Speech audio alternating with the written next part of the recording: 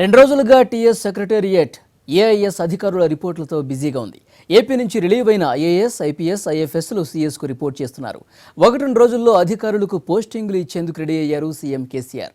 మంచి పోస్టింగ్ల కోసం ఐఏఎస్లు లాబింగ్ చేస్తుంటే తమకు అనుకూలంగా ఉండే ఐఏఎస్ల కోసం మంత్రులు సైతం ప్రయత్నాలు చేస్తున్నారు.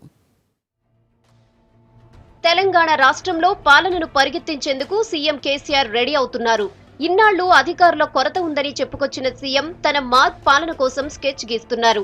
ఏపీ నుంచి రిలీవ్ అవుతున్న ఆల్ ఇండియా సర్వీసెస్ అధికారులు ఒక్కొక్కరు సీఎస్ రాజీవ్ శర్మకు రిపోర్ట్ చేస్తున్నారు. 42 మంది ఐఏఎస్లు, 23 మంది ఐపీఎస్లు, 30 మంది ఐఎఫ్ఎస్లను తెలంగాణ స్టేట్ కు రిలీవ్ చేసింది బాబు సర్కార్. టీఎస్ ఖాతాలోకొచ్చిన ఏఐఎస్లు 2 రోజులుగా తెలంగాణ సెక్రటేరియట్ లో సీఎస్ రాజీవ్ శర్మకు రిపోర్ట్ ఇస్తున్నారు.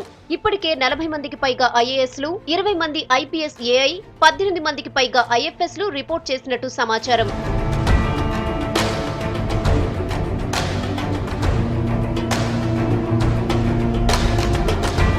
ఏఐఎస్ అధికారుల శాఖల కేటాయింపులపై సీఎం స్టడీ చేస్తున్నట్టు టాక్.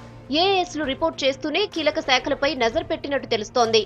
రిపోర్ట్ చేస్తున్న ఐఏఎస్లతో పాటు రాష్ట్రంలో పనిచేస్తున్న ఐఏఎస్లు కూడా మంచి పోస్టింగ్ ప్రయత్నాలు చేస్తున్నట్టు టాక్. సన్నిహిత మంత్రులతో లాబింగ్ చేయిస్తూనే సీఎం సన్నిహితులు, రిటైర్డ్ ఐఏఎస్లతోనూ సిఫార్సులు నడిపిస్తున్నట్టు టాక్. ఏపీ నుంచి వచ్చిన అధికారుల రిలీవ్ లిస్ట్ ను కేసీఆర్ స్కానింగ్ చేస్తున్నారు. ఎవరికి ఏ శాఖ కేటాయించాలనే దానిపై ఇప్పటికే ఓ నిర్ణయానికి వచ్చినట్టు అధికార వర్గాల్లో ప్రచారం జరుగుతోంది. 2 రోజుల్లో ఐఏఎస్లకు పోస్టింగ్లిచ్చే ఛాన్స్ ఉంది.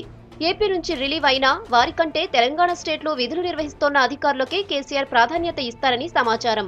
అంతేకాదు, రిలీవ్ లిస్టులోని ఏపీ ఐఏఎస్ల కంటే నార్త్ ఇండియన్ ఐఏఎస్లకు కూడా కీలక శాఖలు కట్టబెట్టే ఛాన్స్ ఉన్నట్టు తెలుస్తోంది. ప్రస్తుతం వివిధ శాఖల్లో కార్యదర్శులుగా కొనసాగుతున్న ఐఏఎస్లకు సైతం శాఖల మార్పు తప్పదనే వాదనలు వినిపిస్తున్నాయి.